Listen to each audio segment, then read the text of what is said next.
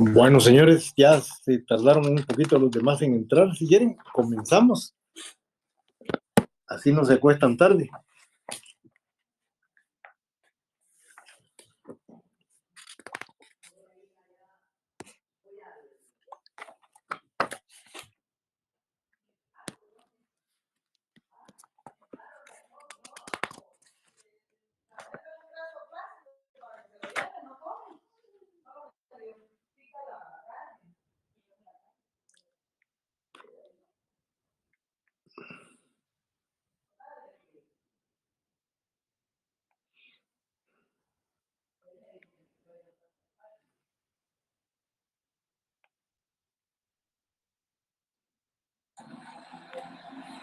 César, dígame. Buenas noches. Igualmente, sí.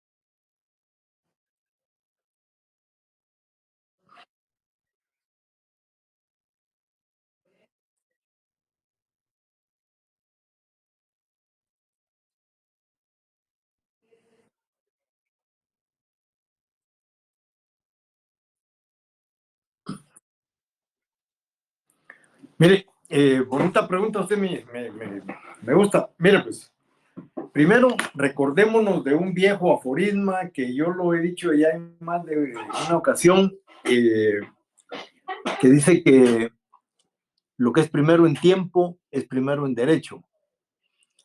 ¿Quién es el que tiene el derecho de cobrar? Entendemos que es el acreedor cuyo plazo ha vencido o condición se ha cumplido, y entonces ya existe esa facultad de cobro, esa posibilidad de cobro, porque recordemos que la ley dice que se puede cobrar cuando la deuda es líquida y exigible. Entonces, la deuda es exigible en el momento que el plazo vence. Y por otro lado, hay otros acreedores que aún su deuda no es exigible. O sea, ellos aún no tienen el derecho de cobrar. Cuando vimos el plazo, se recordaban ustedes que decíamos que el plazo, uno de sus efectos es que el acreedor no puede cobrar mientras esté vigente el plazo. Entonces, la ley lo que establece aquí son esos pagos que reputa fraudulentos cuando el acreedor que tiene derecho cobra. Sin embargo, el deudor le paga a otro acreedor que le es preferente, aunque ese acreedor aún no tenga ese derecho de cobrar. ¿Y por qué se considera que es fraudulento también por parte del acreedor? Porque si bien es cierto, al acreedor no se le puede obligar a que reciba o no reciba un pago anticipado. Lo que pasa es que cuando usted le está pagando a un acreedor anticipadamente, sin que exista ese derecho de poder pagar, no quiere decir que no se pueda. Usted puede romper el plazo. Usted, quien no puede romper el plazo es el acreedor. Tiene que respetarlo hasta que termine. Entonces, aquí el problema es que quien está reclamando el pago no ve satisfecha su reclamación, porque el deudor, de una manera fraudulenta, de mala fe, en lugar de pagarle a quien debe, le paga a otra persona. Esa es una parte de la pregunta. La otra parte de la pregunta es, ¿qué pasa si son varios acreedores? Bueno, ya dije el tema del acreedor que aún no tiene derecho de cobro. Pero ¿qué tal si todos los acreedores tienen derecho a cobrar? Entonces, los acreedores van a plantear sus acciones de cobro, porque recuérdense que también la ley establece que para poder plantear esta acción solamente lo puede hacer la persona que ha sido afectada. Entonces, cada acreedor por su cuenta tendrá que plantear la acción revocatoria. Ahora, son 4 acreedores o 5, y cada acreedor presenta su demanda y la demanda cae en diferentes juzgados. 4 acreedores, 4 juzgados distintos. Procesalmente existe lo que se llama la litispendencia, lo van a ver ustedes ya más adelante cuando estén en procesal civil. Establece que cuando hay varias demandas sobre la misma persona y sobre la misma situación, que en este caso es el cobro de una obligación, entonces los procesos se pueden acumular y los puede conocer el juez que conoció primero, es decir, el que primero conoció la demanda. Ese puede pedir que los demás jueces le envíen los expedientes y unificarlos, es decir, juntar todas las secciones para que cuando el juez resuelva, la sentencia va a ser una sentencia para todos. Y la otra puede ser que exista un concurso de acreedores.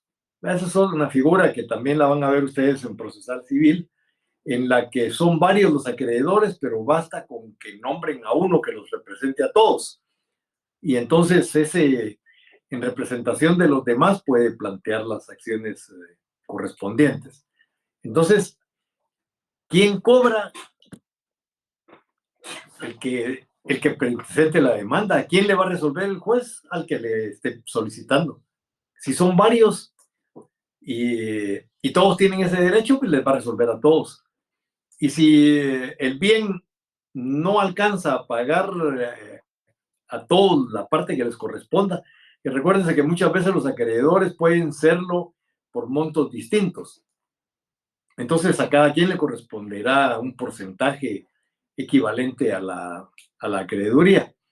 Pero si no alcanza, pues el juez va a repartir a prorrata, ¿no? Le va a dar a cada quien su parte y el saldo, pues ahí va a quedar flotando hasta que pues la persona tenga bienes otra vez y pueda ser demandada o qué sé yo. Aquí no va a haber una extinción de la obligación, como sí ocurre, por ejemplo, con el pago por cesión de bienes.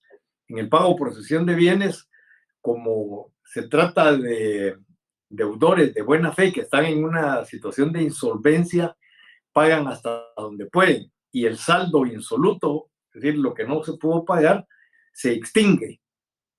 En el caso de la acción pauliana, esa parte no se va a extinguir, va a quedar siempre pendiente. ¿Por qué? Porque aquí el deudor no actuó de buena fe, ni el que recibe el bien, o sea, el tercero con el cual hizo el negocio. Pero no sé si me contesta eso su duda. ¿Sí? Bueno,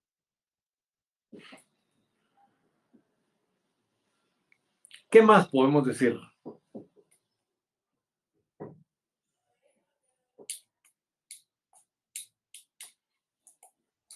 Buenas noches, licenciado. Sí, buenas noches. Una pregunta, por Dígame. ejemplo, si esto sucediera, por ejemplo, con alguien que tiene una demanda de pensión alimenticia que no ha pagado y obviamente le van a embargar un bien y también hace lo mismo, ¿verdad? Que vende a una tercera persona. ¿Esto también puede pasar con lo de la revocación? Sí y no. Vamos a ver por qué sí. Uno como abogado tiene que ser pilas, tiene que ser buzo, dicen ustedes, y tiene que establecer dónde hay mala fe y dónde no la hay. Si, por ejemplo, me van a embargar el bien y le digo yo a mi esposa, mira, demandame para que yo te haga una sesión de los bienes como, como pago de gananciales. Nosotros nos casamos por comunidad de gananciales y entonces adjudicame tus derechos de gananciales, es tu 50%, adjudicámelo. De tal suerte que entonces el bien va a ser totalmente mío y ya no te lo pueden embargar. Bueno, la adjudicación de bienes en ese sentido no debiera de estar sujeta a una revocación, pero la ley habla de la mala fe. Cuando hay mala fe, rompe ese principio. ¿Cómo podemos establecer la mala fe? El abogado, le digo, pilas, investiga, se documenta y observa varias cosas. La primera, que no existe separación entre yo. Es decir, vivimos juntos, estamos viviendo en la misma casa. Por lo tanto, ella no tiene por qué pedirme adjudicación de, de gananciales si no nos estamos separando, no nos estamos divorciando, ni alimentos, porque está viviendo conmigo, se supone que la estoy alimentando bien, ¿verdad? Entonces, ahí ya puede demostrar uno que hay mala fe, porque la adjudicación de gananciales se pide cuando las personas se divorcian o cuando hay una demanda de alimentos y entonces pide que los bienes sean adjudicados como pago a los alimentos. En este caso, por la naturaleza de los alimentos, no se debía de poder. Pero si se demuestra que ni hay demanda de alimentos, que ni hay divorcio, sino que fue solamente un acto para defraudar al acreedor, entonces sí procede. ¿Era esa su pregunta, Mónica?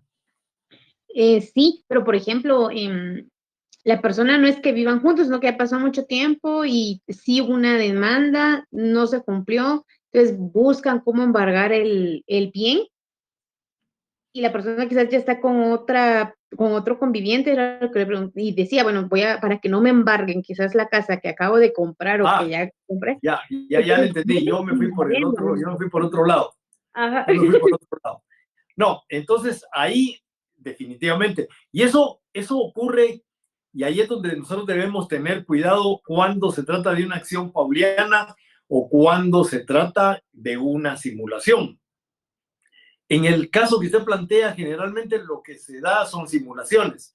Es decir, la persona que está siendo demandada por alimentos no quiere perder el bien y simula un negocio con los papás, con algún hermano o algún amigo de un negocio que realmente no existe. Ahí estamos hablando de simulación. Pero cuando estamos hablando de un negocio real, de un negocio que sí existe, entonces sí cabe la acción pauliana. Es decir, yo sé que usted me va a demandar, me va a embargar mis bienes por alimentos, y entonces lo que hago es que se los vendo a Oscar. Digo, antes de que ella me lo quite, mejor se los vendo. ¿Y el dinero qué hago con el dinero? Bueno, el dinero es un poco más fácil de ocultar. Es decir, se lo puedo dar a alguien para que lo meta a su cuenta bancaria, lo meto debajo del colchón, qué sé yo. Entonces, ahí estoy actuando de mala fe. Y si la persona que sabe de que yo estoy vendiendo, recuérdense que dije vendiendo, o sea, si hay un negocio real que estoy vendiendo para no cumplirle a usted, entonces también está actuando de mala fe. Entonces, ahí sí cabe la acción pauliana, porque recuérdense que la acción pauliana se va a plantear siempre que se realice un negocio entre el deudor y un tercero, pero estamos hablando de un negocio que sí existe, un negocio real, no en el tema de la simulación, que ahí no existe el negocio. En este caso sí existe, pero ese negocio es un negocio que se está haciendo para perjudicar los intereses del acreedor, para no pagarle. Ahí es donde procede la acción pauliana. Ahora sí, Mónica. Sí, ahora sí. ¿Y qué pasa, por ejemplo, si el tiempo de prescripción pasa en lo que se determina de que él haya vendido a un tercero? Ahí es donde viene la situación de qué vamos a plantear. Una nulidad, una anulabilidad, una rescisión, una resolución, nos vamos a ir por la acción pauliana. Es decir, tenemos que manejar esas instituciones para saber qué acción vamos a plantear. Y entonces, por un proceso de eliminación comenzaríamos. ¿Qué vamos a plantear en el caso que usted señala? Vamos a plantear la nulidad absoluta. Bueno, para plantear la nulidad absoluta, ese es el ejercicio que ustedes tienen que hacer cuando estén contestando el examen o cuando ya como abogados estén viendo un caso concreto. Ven el negocio y dicen, bueno, ¿qué hay aquí? ¿Hay una nulidad absoluta? Vamos a ver. Para que exista nulidad absoluta tiene que ser contrario a la ley, tiene que ser contrario al orden público o que le falte alguno de los requisitos esenciales de validez que tiene 1251, que son objeto, capacidad, consentimiento y la causa. Si no tiene ninguno de ellos, no cabe la nulidad absoluta. Bueno, pensemos en la nulidad relativa. La nulidad relativa se plantea cuando se trata de un menor incapaz relativo o vicios de consentimiento. Entonces miramos, ¿una de las partes es incapaz? No, todos somos capaces. ¿Hay dolo, hay error, hay violencia, hay simulación? No. Entonces no cabe la anulabilidad. ¿Ese negocio se puede rescindir? Bueno, se puede rescindir entre las partes, o sea, el deudor y el tercero. Yo como acreedor no puedo rescindir un negocio que yo no hice. Es decir, yo lo que estoy peleando es la acreeduría que tengo, el pago que me tienen que hacer, pero no el negocio que ellos hicieron. Y en el tema de la resolución, igual tampoco tengo yo legitimación para poder plantearlo. Entonces, viene la cuestión de la acción pauliana. ¿Podré plantear una acción pauliana? Entonces, lo primero que digo es, bueno, ¿cuándo procede la acción pauliana? La acción pauliana procede cuando un deudor y un tercero, sí, se coluden para afectar los intereses del acreedor. En este caso, existe un daño patrimonial, un daño al acreedor, porque el acreedor que tiene derecho a cobrar cuando el deudor se queda sin patrimonio, no tiene hacia dónde dirigir su acción. Es decir, ¿cómo se hace pago si el otro no tiene con qué? Entonces, la pregunta es, bueno, ¿debo plantear la acción pauliana? ¿Qué busco con la acción pauliana? que todos los bienes que han salido del patrimonio del deudor regresen a él nuevamente y ahí trabar el embargo. Pero ¿qué me dice la ley? La ley me dice que para poder yo plantear la acción pauliana tiene que haber mala fe en el deudor y mala fe en el tercero que adquiere. Entonces, pensemos lo que usted decía, hay mala fe, es evidente que hay mala fe, pero el tercero vende el bien a otra persona, pero la otra persona sí actúa de buena fe. La otra persona no sabe qué fue lo que estos hicieron y paga por la compraventa que está haciendo. Entonces, ahí hay un artículo que dice que cuando no se puede ya devolver el bien, entonces, ¿cómo se va a resolver? Bueno, dice la ley, el juez va a condenar al pago de daños y perjuicios. Y al deudor, los dos mancomunadamente solidarios, van a tener que pagar daños y perjuicios. Y al mismo tiempo el deudor va a tener que pagar la deuda, porque le está siendo requerido del pago de una deuda. Todo en papel se oye bonito. El problema es en la práctica. ¿Qué sucede cuando el bien ha sido transferido a una persona que actúa de buena fe? Ya no se puede recuperar. ¿Y qué pasa si el tercero y el deudor no tienen con qué pagar? ¿Cómo hacerlos pagar? Yo les decía a ustedes que mi profesor decía que el que debe y no tiene con qué pagar es como que no debiera nada. Y como no hay persecución a la persona, sino que la persecución es hacia el patrimonio, tampoco lo podemos meter a la cárcel. Mucha gente lo que hace es presentar denuncias penales que no prosperan jamás, porque no les debían de dar ni siquiera trámite, porque es una cuestión civil, todo derivado del incumplimiento de una obligación. Aquí no estamos hablando de delitos, aquí estamos hablando de incumplimientos. Entonces, la ley trata de buscarle una manera, que es el pago de daños y perjuicios. El problema, Mónica, usted lo señala muy puntualmente, ¿cómo va a cobrar el acreedor? Si no tienen ya, si son insolventes. Pero puede que no lo sean. Puede que el insolvente sea el deudor, pero el tercero que compra no sea insolvente. Entonces hay que caerle a los bienes del tercero. O sea, el acreedor, bueno, no el acreedor, el abogado tiene que buscar la manera de ver cómo le garantiza a su cliente que pueda cobrar.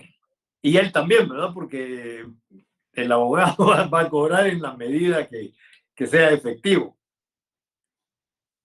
¿Aclara eso algo su duda, Mónica? Sí, licenciado, muchas gracias. Vaya, pues, para servirle. ¿Alguna otra pregunta? Yo pregunto a todos. Todos engloba a todos, a todas y a todos por cualquier cosa, ¿verdad? Pero todos, todos, ustedes y yo somos todos. No hay que hacer la diferenciación. Ese es uno de los grandes problemas que estamos viendo, la destrucción del ser humano. Ahorita, la destrucción del idioma. Es decir, es claro que existe un él y un ella. Ahí ya no existe lo otro. La discusión ahorita ya no es en cuanto al sexo, porque ahí salen perdiendo. Saben que sexo solo hay dos, sexo masculino y uno femenino. Entonces ahora la discusión va hacia el género. Es decir, no importa si yo nací hombre, si me siento mujer, soy mujer. Bueno, está bien que se sienta así, ¿verdad? Eso no lo puede uno evitar, pero que ya no se estén obligando a que tengamos que reconocer miren el tema de la patoja esta mexicana que es un gran escándalo porque el profesor le dijo compañera. Espero yo que nosotros no lleguemos a eso, ¿verdad? Pero siempre estamos copiando todo lo malo, ¿verdad? Entonces, dentro de algún tiempo, creo yo ya no voy a poder dar clases porque dicen que el loro viejo no aprende a hablar. Y meterle una E a las palabras que para mí terminan en A o terminan en O, no sé cómo le voy a hacer. Sí, me voy a trabar. Entonces no voy a poder ya dar clases. Ya no voy a poder hablar. Bueno, tal vez por señas, ¿no? Vamos a ver qué pasó. Pero bueno, ese no es el tema. ¿Alguna otra duda? Sí, buenas noches. Y buenas noches, Oscar. Solo para confirmar algo, uno tiene que determinar aquí para la revocatoria o la acción pauliana si existe dolo en contra del acreedor. O sea, cuando hablamos de la mala fe que hay para hacer las transacciones estas, entonces si se logra determinar esto es se ve que haya dolo contra el acreedor. Básicamente eso es lo que tenemos que Pero identificar. dolo de quién. De parte del deudor y la tercera persona. O sea, Fíjese que, cuando hay no, mala fe mire aquí, pues, hay que Oscar, entrarlo. antes de que siga diciendo cosas, mire pues, punto número uno, la ley aquí está hablando de mala fe y está hablando de perjuicio al acreedor, pero el acreedor definitivamente que le están causando perjuicio. ¿Quién se lo está causando? Se lo está causando el deudor y se lo está causando el tercero. Ahí hay mala fe. Si te quiere dolo, está bien, pensemos en dolo.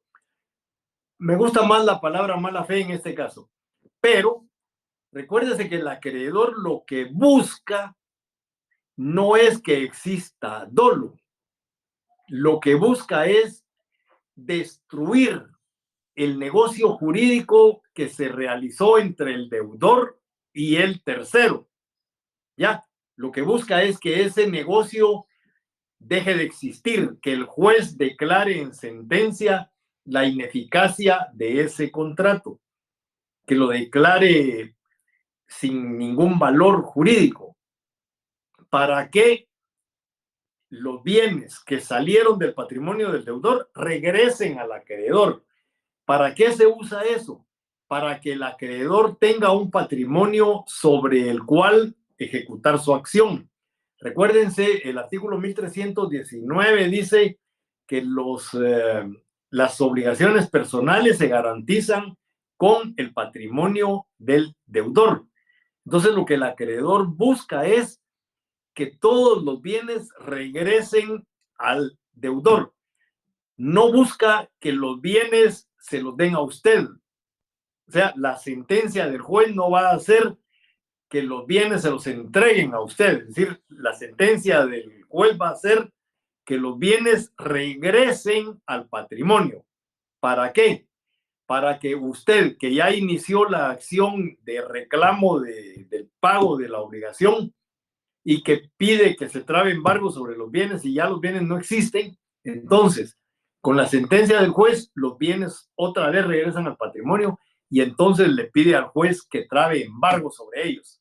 Los bienes que habían salido del alcance del acreedor regresan nuevamente al patrimonio del deudor y por lo tanto ya están a su alcance. Ya el acreedor puede trabar embargo sobre ellos. Esa es la función de la acción pauliana. Ahora sí, pregúntenme, Oscar. Sí, yo creo que no me había explicado bien. Yo me refería a que nosotros, a la hora de identificar qué acción vamos a plantear, tenemos que buscar esos elementos de la mala fe o de ver qué quieren. Así que causar un perjuicio en contra del acreedor. O sea, nosotros tenemos que identificar eso para plantear esa acción. Perdón. Entonces yo soy el que lo interrumpió Sí, mal. por ahí No, va. mire, pues sí, definitivamente, porque recuérdense que hay un artículo ahí, 1290 y algo, dos creo, que establece así, hay tres artículos, pero ese especialmente dice que solo se puede plantear la acción revocatoria cuando hay mala fe de ambos, o sea, del deudor y del tercero que adquiere.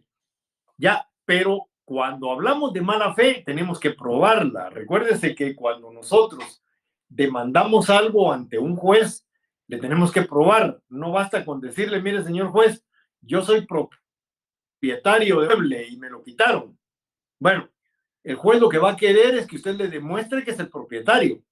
O sea, cuando usted llega ante el juez, le dice, mire, yo soy propietario de tal bien y le presenta certificación del registro de la propiedad, le presenta el primer testimonio del traslativo de dominio que usted tenga, donde aparece que el dueño es usted. Con eso usted acredita su calidad de ser propietario.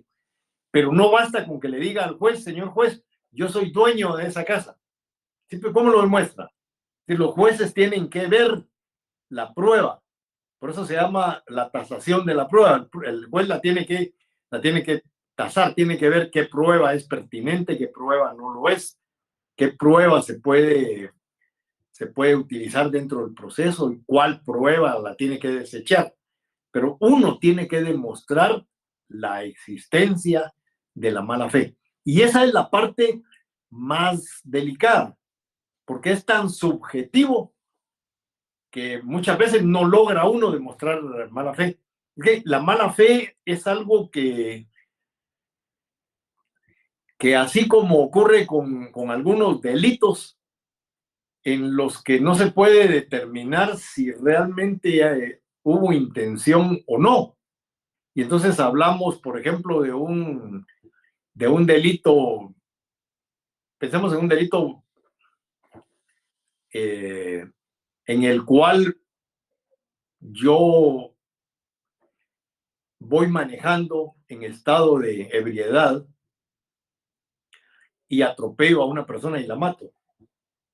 Bueno, de entradita diría uno, este fue un accidente de tránsito.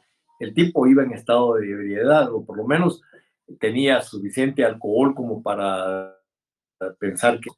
Y entonces, por el tipo de delito, pues va a ser un homicidio culposo y puede ser que esté unos 4 años preso y de esos 4 cumpla 2 y ya estoy fuera, ¿verdad? En el fondo, esa persona era mi enemiga y yo lo quería matar y se me presenta la oportunidad, sé por dónde cruza todas las noches y a qué hora cuando sale a correr y entonces me echo los tragos me echo licor incluso encima de la ropa y luego voy y lo atropello y luego alego que fue un accidente, ¿no? Culposo. Es decir, no quise nunca matarlo. En el fondo, ni siquiera es un homicidio, es un asesinato. Ya, pero ¿cómo se puede demostrar que así es? El abogado puede decirlo. Bueno, lo que va a demostrar el abogado que es un asesinato es cuando le lleve al juez pruebas de que había enemistad entre ellos, que lo había amenazado de muerte, que ya era una cuestión dirigida cabalmente a hacerle daño a esta persona. Entonces vamos desvaneciendo ya un accidente y ya nos vamos metiendo hacia un homicidio, que en este caso, por la forma en la que lo hizo, es decir, toda la fase intercriminis fue pensado, buscó el momento oportuno, en este caso hasta la nocturnabilidad, se echa los tragos y todo para parecer otra cosa, ya es un homicidio calificado. Y entonces ya estamos en presencia de un asesinato. Pero se lo ponía de esa forma porque el derecho penal lo entienden mejor que derecho civil. Todos los que estudiamos derecho nos gusta más el derecho penal, es la primera trinchera del derecho, ¿verdad? Pero la realidad es que lo que debemos saber es derecho civil primero. Pero pongo el ejemplo por lo que usted me decía, ¿cómo vamos a demostrar la mala fe? ¿Cómo? Pero el que se puede, pero hay que hacer el esfuerzo, hay que investigar, hay que buscar bien. Sí, Oscar. Sí, ahí estamos, Nick. Ahí sí ya me quedó un poquito más claro porque esa era la cuestión, de que teníamos que identificar la mala fe. Bueno, y ahora esa parte de tener que demostrarlo, pues, como lo dijo usted, Hay que investigar, hay que hacer la tarea de seguir todos los pasos que se dieron, ¿va? Sí. Entonces ahí estamos, Nick, gracias. Aquí en Guatemala, hablando del derecho penal, miren, si nosotros vemos los bufetes de abogados penalistas en Estados Unidos, por no ir tan lejos, vamos a ver que el bufete tiene abogados que son penalistas, pero también tiene médicos forenses, investigadores, expertos en criminalística. Es decir, eso es un bufete penal. No nosotros aquí que batallamos solitos, ¿verdad? Y ahí el INACIP dice que le metieron o que se suicidó, dice el INACIP, y tiene 2 balazos, ¿verdad? Entonces, nosotros tenemos que demostrar que eso no es cierto, que a ese tipo lo mataron, que no se suicidó, no se pudo haber metido 2 balazos, jamás. Entonces, ¿pero cómo lo vamos a demostrar?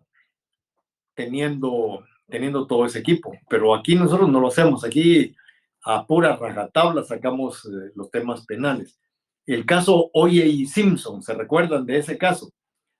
A este tipo lo declaró la corte no culpable, pero no lo declaró inocente, porque había muchas dudas. De hecho, si a mí me lo preguntaran, yo sí creo que mató a la mujer. Yo creo que todo el mundo cree lo mismo, pero tenía el tipo un abogado de un bufete con tamaños científicos, forenses, criminalísticos y todo, superiores a los que tenía el Estado. Y lograron desvanecer todas las acciones en contra de él, pero siempre estaba la presunción de que lo había matado. Lo que pasa es que no pudieron probarlo. Y recuérdense que el principio de inocencia prevalece. Los jueces, aunque crean que la persona fue la que cometió ese hecho delictivo, no puede condenar. En Guatemala sí ocurre eso. Me recuerdo el caso de esta patoja, mujer joven, que el cuerpo no apareció jamás.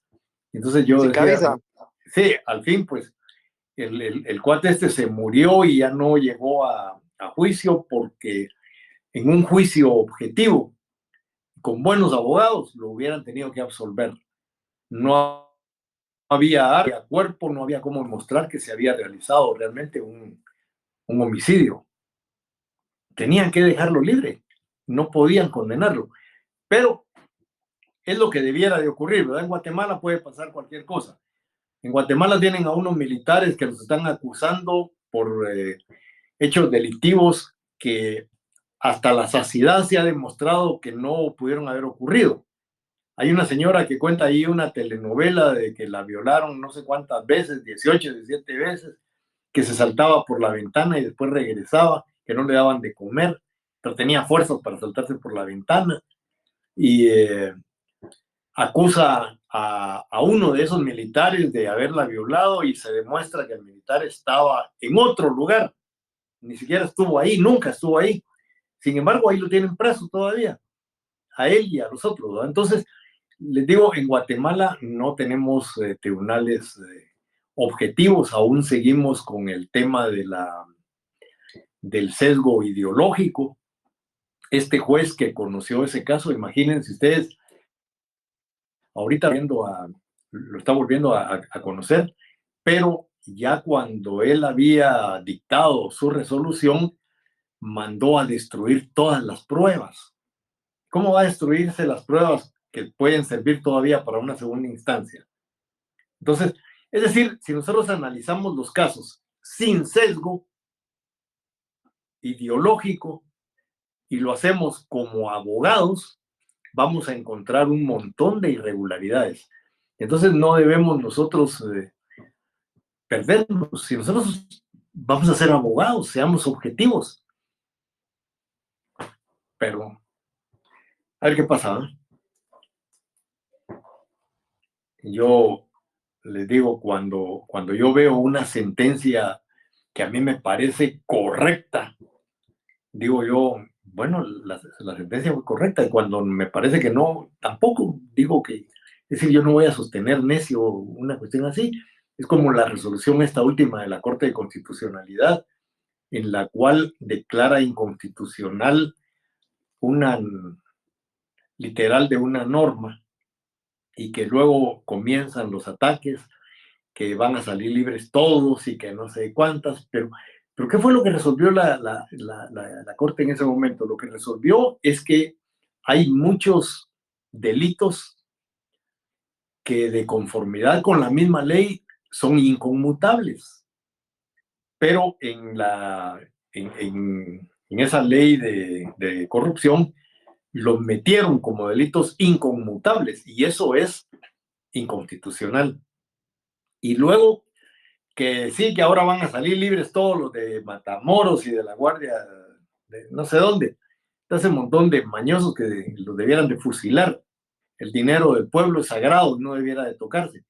Pero recuérdense que la misma ley dice qué casos son inconmutables, y todos los delitos por los cuales los tienen presos ahí son delitos entre 5 y 10 años. O sea que no, a ellos no les pueden dar conmuta.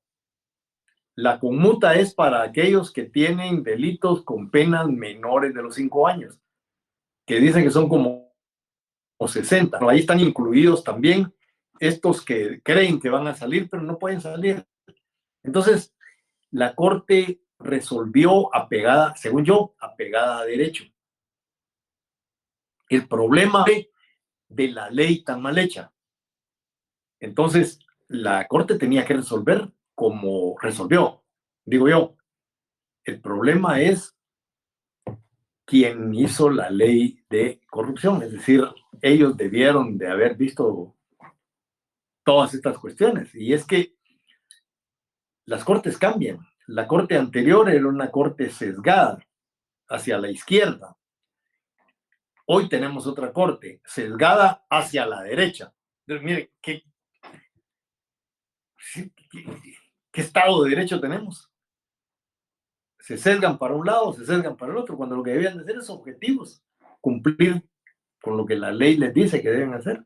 Pero eso se resolverá hasta que ustedes sean magistrados de cortes. Primero Dios, llegado el momento. Bueno, ¿alguna pregunta, señores?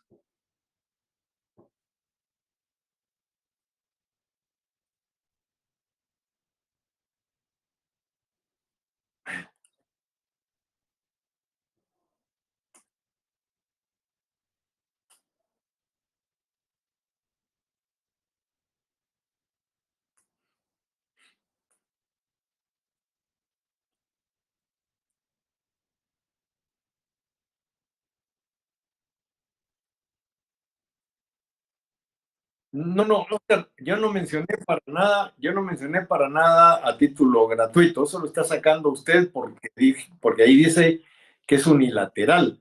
Pero no estamos hablando de que es un negocio unilateral. Estamos hablando que la decisión de revocar depende de una sola persona.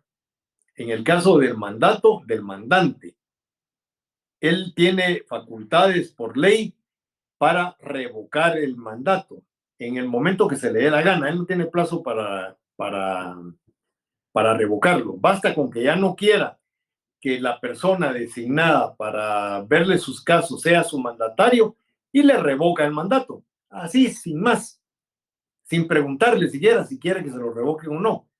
Sencillamente, por eso es unilateral, porque lo revoca él, su decisión es de revocar y revoca.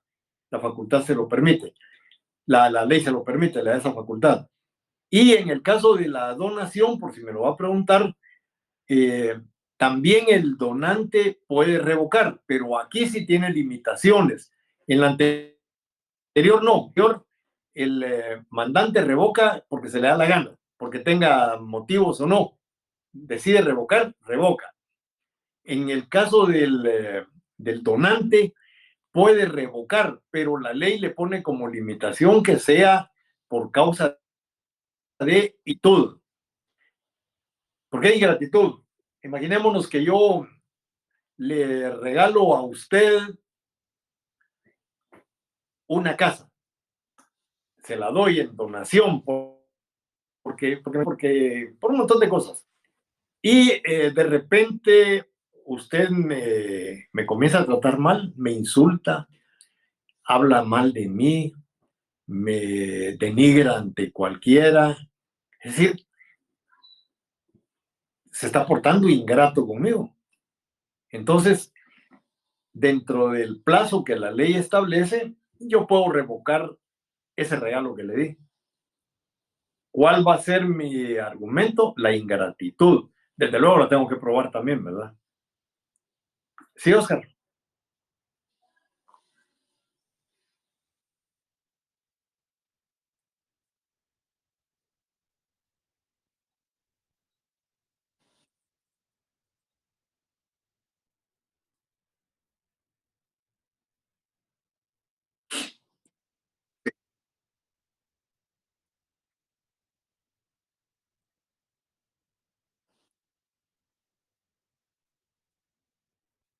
Sí.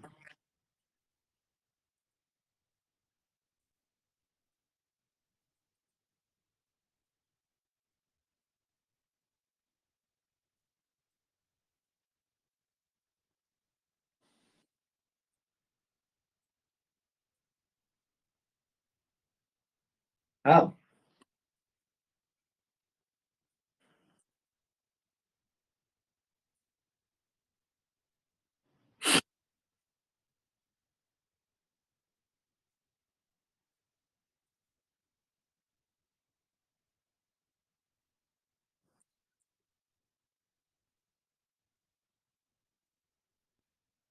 no, no porque él actuó de buena fe. Si a eso lo están regalando. Por eso le digo, depende si fue de buena fe o de mala fe.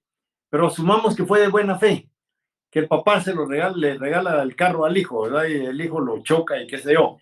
Entonces, la obligación es del deudor, del papá, quien va a tener que pagar no solo la deuda, sino que además los daños y perjuicios es el papá. O sea, tampoco le van a perdonar los daños sufridos. Ya, si con eso se va a pagar si con eso se va a pagar o se va a cumplir la obligación. Si la obligación era de entregarle ese carro al acreedor, pues el carro se lo va a tener que entregar en perfecto estado. Ya sea que lo mande a reparar o que le entregue el carro y le pague el dinero que va a usar el otro para poderlo arreglar. Si ya no se puede arreglar porque el daño fue total, la pérdida fue total, pues va a tener que pagar la deuda y siempre ver si hay daños y perjuicios. Recuérdense que cuando estamos hablando de daños y perjuicios, no basta solo decir daños y perjuicios. Hay que demostrarlos, hay que probarlos. Y en este caso, si el vehículo se destruye totalmente, el deudor no va a tener con qué cumplir. Y entonces seguimos con el tema de que si el objeto con el que tenía que pagar era un carro y ya no puede, ¿qué nos dice la ley? Eso ya lo vimos en las obligaciones de dar, ¿se recuerdan? Decíamos que si el bien se perdía totalmente, pues entonces tenía que resarcir, o sea, devolver la cantidad. O sea, ya no es entregando el carro, sino entregando el valor del carro. Sí, Oscar.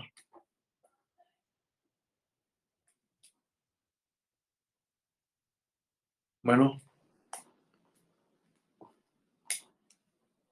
¿alguna otra duda, señores? Si no, yo creo que ya es hora de que se vayan a descansar. Denle una buena leída a todas las instituciones. Ahorita yo ya en uno de estos momentitos que me tomé el tiempo, les dije ya lo que deben hacer, ¿verdad? Cuando vean una demanda o ahorita que todavía no son abogados, que se están examinando conmigo o con cualquier otro profesor, comiencen a analizar qué es lo que procede. Y en este caso, ¿qué es lo que procede? La nulidad, vean si procede la nulidad. La anulabilidad, vean si procede la anulabilidad. Vean si se puede plantear una rescisión o una resolución o una acción pauliana. Entonces, eso ustedes lo van a saber haciéndose la pregunta, siempre. Bueno, ¿cabe aquí la nulidad? Vamos a ver. ¿Es contra la ley? ¿Es contra el orden público? ¿Le falta un requisito esencial de validez? No, nada de eso. No, no cabe la nulidad. ¿Es anulabilidad? ¿Es un menor de edad? No. ¿Hay vicio de consentimiento? No, tampoco cabe. ¿Cabrá la rescisión? Vamos a ver, ¿es un negocio que nació pérdida jurídica? Sí. ¿Está pendiente de cumplimiento? Sí. Entonces sí cabe la rescisión. Pero antes de contestar o de plantear, pero estaré en plazo para poderlo plantear. Vamos a ver, el licenciado nos dijo que era un año, el artículo dice un año desde el momento de la celebración. Y aquí ya estamos en un contrato que tiene un plazo mayor de un año, entonces no cabe la rescisión. ¿Qué cabe? Bueno, excepcionalmente dije cabe una resolución. Pero pensemos que no hay nada de eso. El contrato está perfecto, ya está cumplido, entonces no podemos plantear rescisión. ¿Qué es lo que podemos plantear? Resolución. ¿Cuándo se plantea la resolución? Cuando las partes han expresamente señalado un motivo resolutorio, una causa que le ponga fin al contrato. ¿Existe eso? No, no existe, no lo pusieron. Pero la ley dice que si es un contrato oneroso, o sea, un contrato bilateral, dice la ley, entendemos que es oneroso. Dice que todos los contratos bilaterales tienen un motivo resolutorio, tienen una resolución implícita. Pero eso de implícito lo tenemos que buscar, como dijo Oscar hace un momento. Tenemos que ver cuál es esa causa que puede dar por terminado un contrato, ese motivo resolutorio, esa condición resolutoria. ¿Dónde está? La tenemos que buscar. ¿La encontramos? Bueno, entonces ahorita planteemos la resolución. O sea, en ese proceso es que ustedes van a poder resolver un caso de examen o casos ya como abogados. Si no olvidan esto, algún día van a decir, gracias a que el licenciado Ortiz me enseñó y que yo aprendí bien, ahorita estoy ganando buen pisto como abogado en la calle. Espero que así sea. A ver si de repente probamos algo de esos logros, aunque sea la invitación a su graduación. Bueno, si no hay ninguna pregunta, señores, la dejamos ahí. Ahí estamos, Lick. Bueno, pues pasen buena noche. Entonces, ya saben, mi correo abierto el sábado, pues si estudian en grupo y me quieren convocar, también ahí estoy para servirles.